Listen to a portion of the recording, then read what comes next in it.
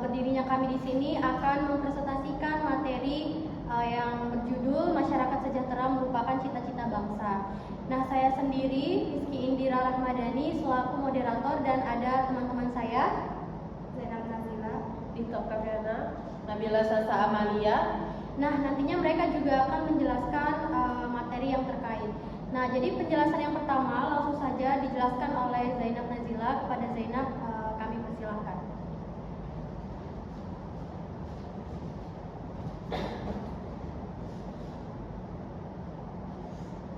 Oke, baik, sesuai dengan judulnya yaitu Masyarakat Sejahtera Cita-Cita Bangsa.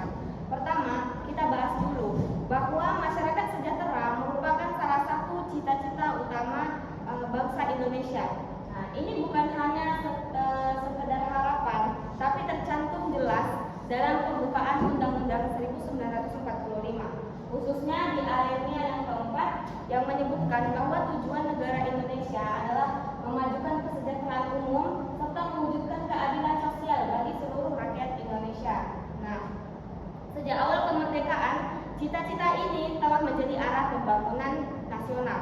Nah, artinya setiap kebijakan pemerintah harus berorientasi pada peningkatan kualitas hidup masyarakat.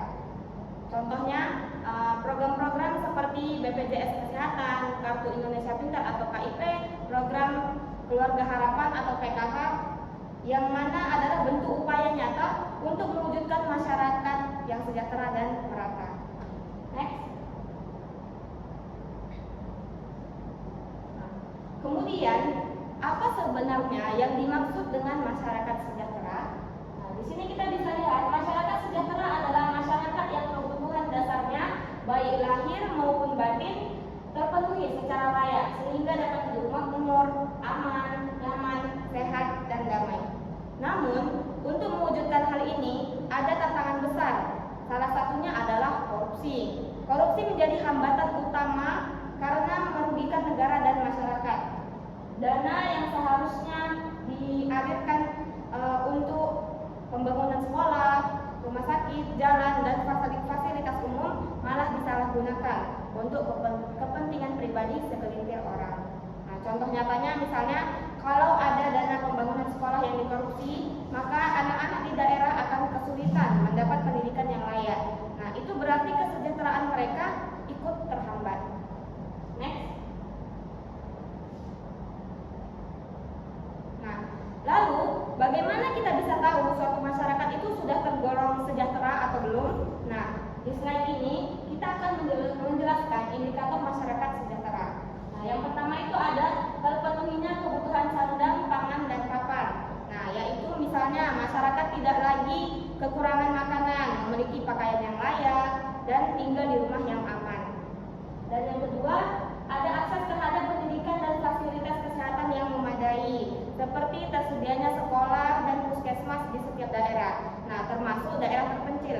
Karena biasanya sering kita lihat bahwa ketika ada kemajuan atau pembangunan pembaruan, itu biasanya yang sering dapat itu hanya bagian kota-kotanya saja. Sering sekali bagian daerah atau terpencil ini sering terlewat atau terlupakan. Nah, selanjutnya ada tidak adanya kelaparan dan kemiskinan ekstrim. Nah, masyarakatnya memiliki pendapatan yang cukup untuk hidup layak, jadi nggak ada merasakan kelaparan yang ekstrim.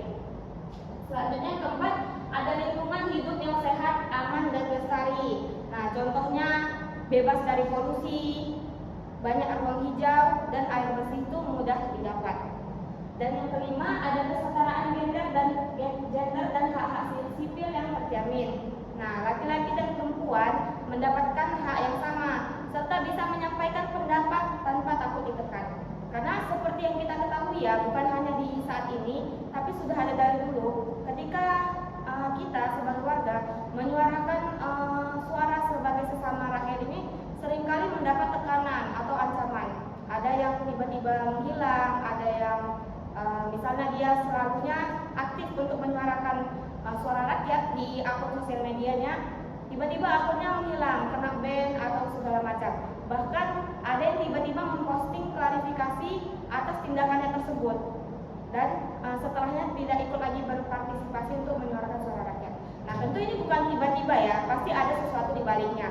kenapa orang tersebut bisa mundur atau menghilang dari kegiatan yang sebenarnya dia lakukan itu. Nah, selanjutnya infrastruktur publik yang baik seperti jalan dan transportasi. Nah, jalan-jalannya itu mulus, transportasi umumnya itu mudah untuk diakses, serta fasilitas umum yang lainnya itu berjalan dengan baik. Nah, dengan memenuhi indikator-indikator ini, suatu negara atau daerah itu sudah dapat dikatakan mencapai kesejahteraan bagi rakyatnya. Nah, setelah kita membahas tentang indikator masyarakat sejahtera, tentu kita harus tahu apa hambatan atau rintangan suatu masyarakat itu untuk menjadi sejahtera. Nah, untuk itu akan dibahas oleh teman saya, Nabila Sasa Amalia. Kepada Nabila kami persilakan.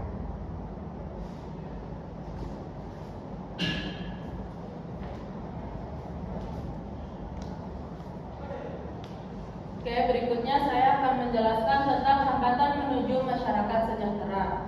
Untuk menjadi masyarakat yang sejahtera, kita membutuhkan kondisi sosial dan ekonomi yang adil, merata, dan stabil. Tapi ada beberapa hambatan besar yang masih kita hadapi bersama. Yang pertama, yaitu ketimpangan sosial. Jadi, ketimpangan sosial terjadi saat sebagian orang hidup sangat sejahtera, sedangkan sebagian besar lainnya justru kesulitan memenuhi kebutuhan dasar. Contohnya, di kota besar bisa sekolah sampai luar negeri, tapi di desa terpencil anak-anak masih harus jalan kaki untuk ke sekolah ataupun belajar. Berikutnya, ada kemiskinan struktural. Jadi kemiskinan struktural itu bukan hanya orang yang tidak memiliki uang, tapi dia terkendala di pendidikannya yang kurang bagus, pekerjaannya yang gak layak, atau akses ke modal usaha tersebut. Contohnya seperti warga desa yang tidak punya akses jalan yang bagus untuk menjual hasil pertaniannya. Berikutnya ada pendidikan rendah. Kalau misalnya masyarakat di sekolah tidak sekolah tinggi dan tidak mendapatkan pendidikan yang bagus, tidak mendapatkan pendidikan yang berkualitas, mereka akan kesulitan mendapatkan pekerjaan bagus dan menjalankan usaha sendiri. Contohnya, banyak lulusan sekolah yang belum siap kerja karena kurikulumnya tidak sesuai dengan kebutuhan di dunia kerjanya. Berikutnya ada pengangguran. Makin banyak orang yang tidak bekerja, makin juga banyak resiko kemiskinan. Jadi ini bisa memicu masalah ekonomi sosial. Contohnya, lulusan kuliah sulit cari kerja karena lapangan kerja sedikit atau butuh pengalaman untuk masuk ke kerjaan tersebut. Berikutnya adalah korupsi. Korupsi ini sangat menghambat kesejahteraan masyarakat. Jadi bisa menyebabkan pembangunan tidak merata. Oke, kita akan bahas korupsinya lebih lanjut di slide berikutnya. Korupsi menghambat kesejahteraan. Apa sih korupsi itu?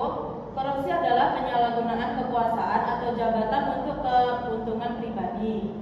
Jadi korupsi secara nyata menghambat kesejahteraan masyarakat melalui berbagai mekanisme yang saling berkaitan dan berdampak luas pada kehidupan sosial, ekonomi, dan pembangunan negara.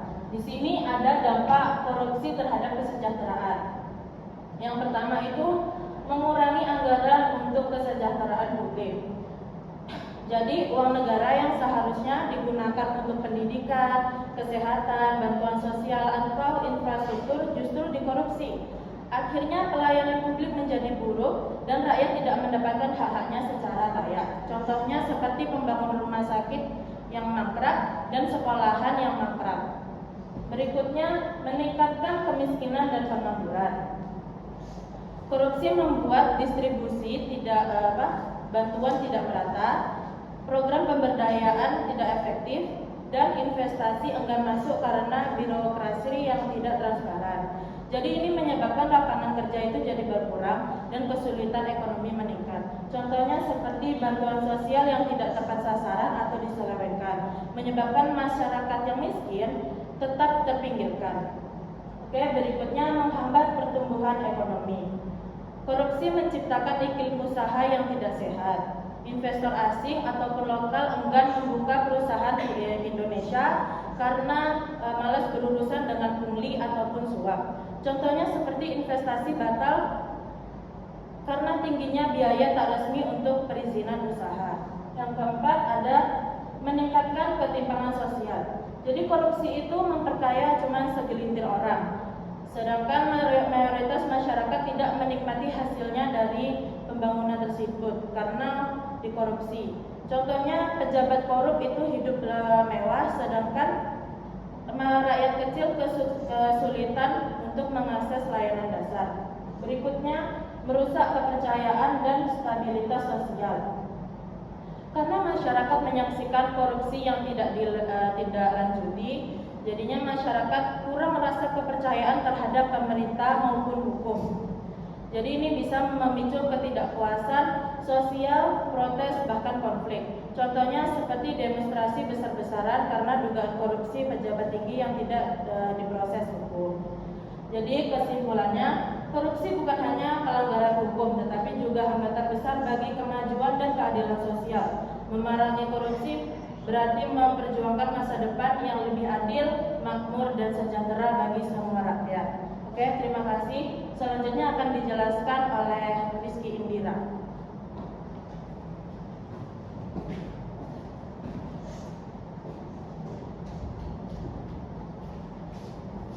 Baik, selanjutnya di sini ada beberapa contoh korupsi di sektor penting.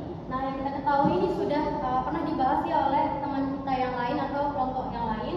Yang pertama yaitu ada di sektor pendidikan, yaitu korupsi dana bos. Dampaknya anak belajar tanpa buku.